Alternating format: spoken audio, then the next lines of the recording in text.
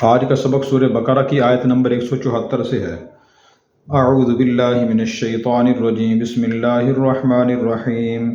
ان الذین یکتمون ما انزل اللہ من الکتاب ویشترون به ثمنا قلیلا اولئک ما یأکلون فی بطونہم الا النار ولا یکلمہم اللہ یوم القیامۃ ولا یزکیہم ولہم عذاب علیم۔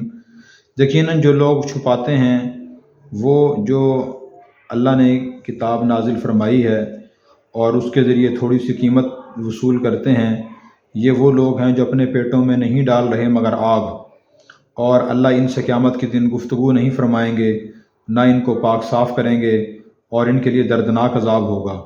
اس آیت مبارکہ میں اللہ تبارک و تعالیٰ نے اصل میں تو یہودیوں کی مذمت اور برائی بیان کی ہے کہ تورات میں اللہ تعالیٰ نے نبی کریم صلی اللہ علیہ وسلم کی جو صفات بیان فرمائی تھی تو وہ صفات آپ میں موجود تھی، اور یہودی اہل کتاب تعلیم یافتہ شمار ہوتے تھے تو لوگ ان سے پوچھتے تھے کہ بتائیں یہ محمد صلی اللہ علیہ وسلم میں آخر نبی ہونے کی صفات اور علامات پائی جاتی ہیں یا نہیں؟ وہ لوگ چھپاتے تھے، وہ کہتے تھے کہ نہیں پائی جاتی۔ تو اللہ تعالیٰ نے ان کی مذمت بیان فرمائی کہ یہ لوگ کیوں چھپا رہے ہیں اللہ کے نبی کی صفات کو، اور پھر دوسرے یہودی ان سے خوش ہوتے تھے اور ان کی امداد بھی کرتے تھے کہ آپ اچھی بات ہے اپنے مذہب کی تائید کرتے ہیں اور دوسرے محمد کے مذہب کی تائید نہیں کرتے۔ تو اللہ تعالیٰ نے فرمایا کہ ان کو جو چیز مل رہی ہے، جو انعامات مل رہے ہیں، جو بدلہ مل رہا ہے پیسوں کی صورت میں، درہم دینار کی صورت میں، دنیا کی چیزوں کی صورت میں، یہ اپنے پیٹوں میں آگ بھر رہے ہیں۔ اللہ قیامت کے دن سے باعزت گفتگو نہیں فرمائیں گے اور نہ رحم دلی کی معاملہ فرمائیں گے، نہ ان کو پاک صاف کریں گے، اور ان کے لیے دردناک عذاب ہوگا۔ تو پیچھے میں نے بتایا تھا، پہلے بھی جگہ آیت گزری تھی، یہ پارہ نمبر 2 کے شروع میں درمیان میں، وہاں میں نے بتایا تھا کہ جہاں کسی دینی بات کو بتانے کی ضرورت ہو وہاں بتانی چاہیے، وہاں اس کو چھپانا گناہ ہے۔ جہاں کسی سے حق تلفی ہو رہی ہو، کوئی نبی کے بارے میں پوچھے، اللہ کے بارے میں پوچھے، دین کے بارے میں پوچھے، بلا وجہ دین کی بات چھپانا یہ گناہ ہے۔ البتہ جہاں دین کی بات ظاہر کرنے میں کوئی فائدہ نہ ہو بلکہ نقصان کا اندیشہ ہو تو پھر وہاں وہ بات نہیں بتانی چاہیے۔ مثلاً چھپانا گناہ وہاں ہے جہاں کسی حق تلفی ہوتی ہے۔ مثال کے طور پر ایک آدمی نے کسی کو کوئی حق دینا ہے اور ہمیں معلوم ہے کہ دینا ہے، علم میں ہے، تو وہاں بتانا چاہیے کہ جی واقعی فلاں کے ذمہ فلاں کا حق ہے۔ وہاں خاموشی، یہ لا علمی کے اظہار کرنا کہ مجھے معلوم نہیں ہے، میرے علم میں نہیں، مجھے پتہ نہیں ہے، یہ چونکہ حق والے کی حق تلفی کا ذریعہ ہے اور اس کا باعث ہے، اس لیے یہاں چھپانا گناہ ہے، بتانا ضروری ہے۔ کوئی دین کا فرض مسئلہ پوچھے، واجب مسئلہ پوچھے، بنیادی عقائد کے بارے میں پوچھے اور آدمی کو علم ہو، پورا صحیح علم بھی ہو، پھر بتانا ضروری ہے۔ ہاں جو دین کے بنیادی مسائل نہیں ہیں، اختلافی مسائل ہیں، اور وہ آدمی پوچھ رہا ہے وہ مسائل جس نے بنیادی علوم نہیں حاصل کیے، بنیادی عقائد درست نہیں کیے، فرائض ادا نہیں کرتا، ان کا طریقہ نہیں آتا، وہ سارا دن ان چھوٹے مسائل میں مبتلا رہتا ہے اور پوچھتا ہے، اس کو نہ بتانا، انکار کر دینا کہ پہلے آپ بنیادی مسائل سیکھیں، یہ درست ہے۔ یہاں چھپانا اور نہ بتانا گناہ نہیں ہے۔ ان کی سزا یہ بیان فرمائی کہ جو لوگ چھپائیں گے ضرورت کے موقع پر، اللہ قیامت دن ان سے بات نہیں فرمائیں گے، ان کو پاک صاف نہیں کریں گے اور ان کو دردناک عذاب دیں گے۔ تو اسی طرح جہاں کسی آدمی کی مقام اور مرتبہ بیان کرنے کی ضرورت ہو وہی بیان کرنا چاہیے اور بتانا چاہیے، اس میں بخل سے کام نہیں لینا چاہیے۔ آج بہت سے لوگ کسی کی واقعی اچھائی اور خوبی بیان نہیں کرتے، اس میں بخل کرتے ہیں اور کہتے ہیں کہ جی بس اچھا تو اللہ کا نام ہی ہے، اس کے علاوہ کوئی اچھا نہیں۔ یہ بات بھی غلط ہے۔ تو برائی تو بلا وجہ بیان نہیں کرنی چاہیے، لیکن اچھائی بیان کرنی چاہیے۔ فلاں آدمی ماشاءاللہ نیک ہیں، متقی ہیں، صاحب علم ہیں، پرہیزگار ہیں، ان کے معاملات درست ہیں، وہ شریف آدمی ہیں۔ جن لوگوں میں یہ صفات ہوں وہ لازماً بیان کرنی چاہیے۔ نبی کریم صلی اللہ علیہ وسلم اور اللہ تعالیٰ نے تو غیر مسلموں کی بھی جو واقعی صفات تھی وہ بیان کی ہیں، چھپایا نہیں ہے۔ اولئک الذین اشتروا الضلالۃ بالہدی والعذاب بالمغفرہ فما اصبرهم علی النار ذلک بان اللہ نزل الکتاب بالحق وان الذین اختلفوا فی الکتاب لفی شقاق بعید۔ یہ وہ لوگ ہیں جنہوں نے خرید لی گمراہی ہدایت کے بدلے میں اور عذاب خرید لیا مغفرت کے بدلے میں۔ یہ کتنا صبر کرنے والے ہیں آگ پر۔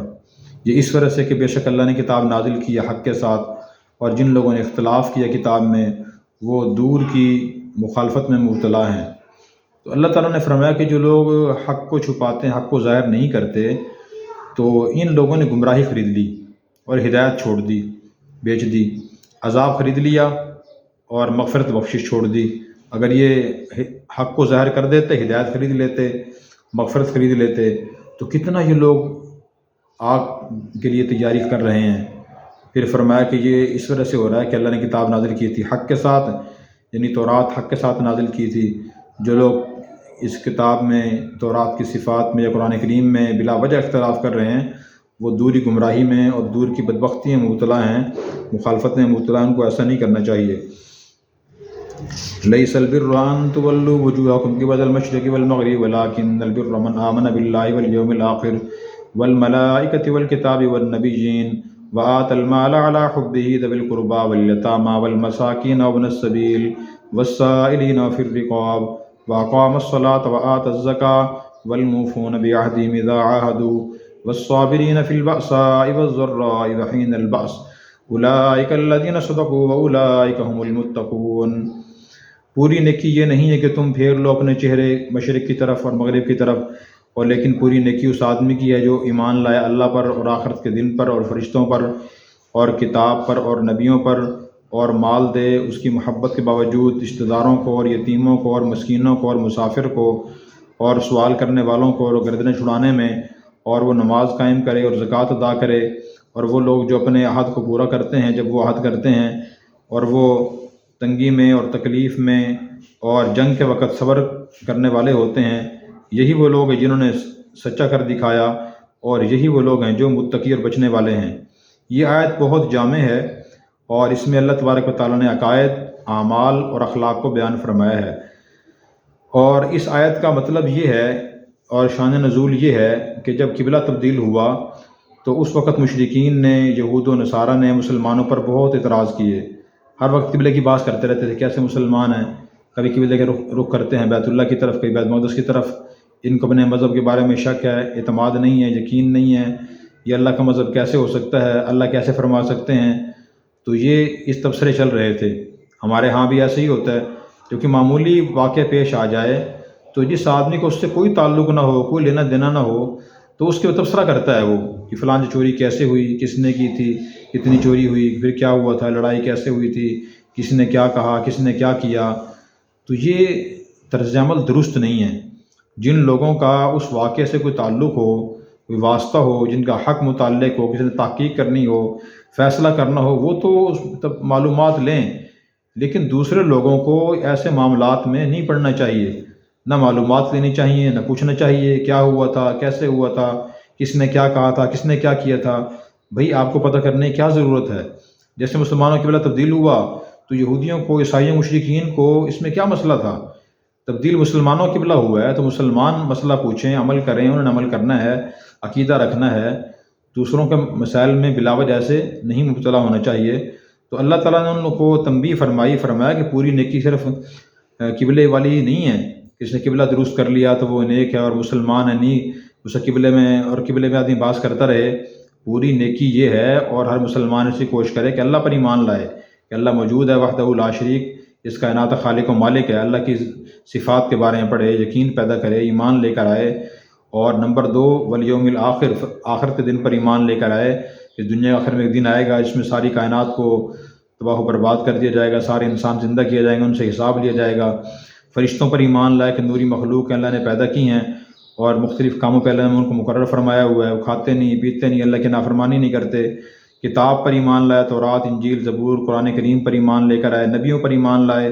تو یہاں تک اللہ نے ایمانیات بیان فرمائی ہیں کہ جو آدمی یہ اپنے ایمان کو درست کرے گا، ایمانیات کو درست کرے گا، ایک تو یہ ضروری ہے، پورا نیک وہ بنے گا۔ نمبر 2، وآت المال علی حب ذوی القربی، اور مال کی محبت کی وجہ کے باوجود یا اللہ کی محبت کی وجہ سے یا اخلاص نیت کی وجہ سے وہ اپنا مال رشتہ داروں کو دے۔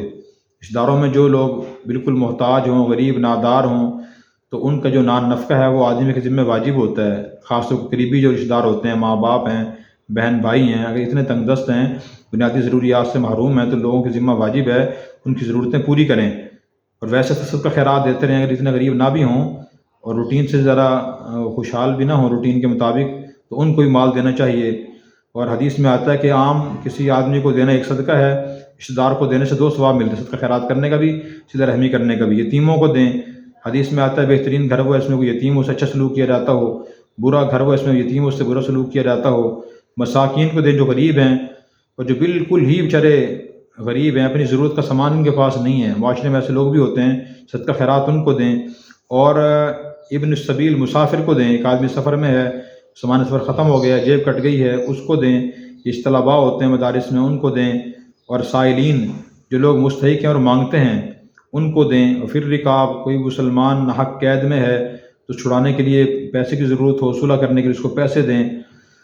اس میں ذکر آ گیا اخلاقیات کا کہ آدمی زکوٰۃ بھی دے، اخلاق جو ہے نا وہ اپنے اخلاق درست ہونے چاہیے، بندوں کے حقوق کا ذکر بھی آ گیا۔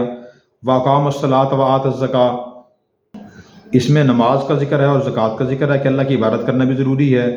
وَالْمُوفُونَ بِعَهْدِهِمْ إِذَا عَاهَدُوا، اور اپنے جو بندہ معاہدہ کرے اس کو معاہدہ کو پورا کرنے کی کوشش بھی کرے، اس میں معاملات کا ذکر ہے۔ وَالصَّابِرِينَ فِي الْبَأْسَاءِ وَالضَّرَّاءِ، زندگی میں تکالیف پریشانیاں آتی رہتی ہیں، بیماری، تنگی، تنگ دستی، صبر بھی کرنا ہے، یہ اخلاق کا ذکر ہے۔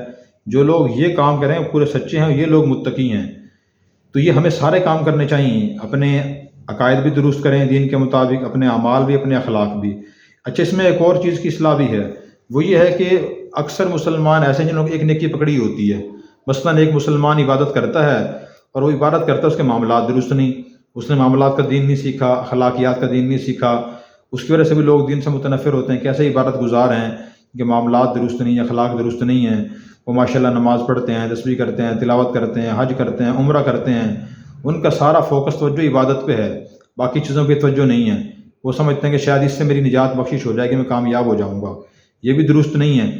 بعض لوگ عبادت نہیں کرتے اور وہ کہتے ہیں کہ جی وہ تو اللہ کھا کے اللہ خود معاف کر دیں گے، اصل تو بندوں کے حقوق ہیں، اصل تو خدمت خلق ہے۔ یہ بات بھی درست نہیں ہے۔ یہ سارے کام کرنا ضروری ہیں، خدمت خلق بھی، عبادت بھی، اپنے عقائد بھی، بندوں کے حقوق، اللہ کے حقوق سارے ادا کریں گے تو تب ہماری نجات ہوگی۔ اللہ نے ان سب کاموں کا حکم دیا ہے۔ اللہ ہمیں عمل کی توفیق عطا فرمائے۔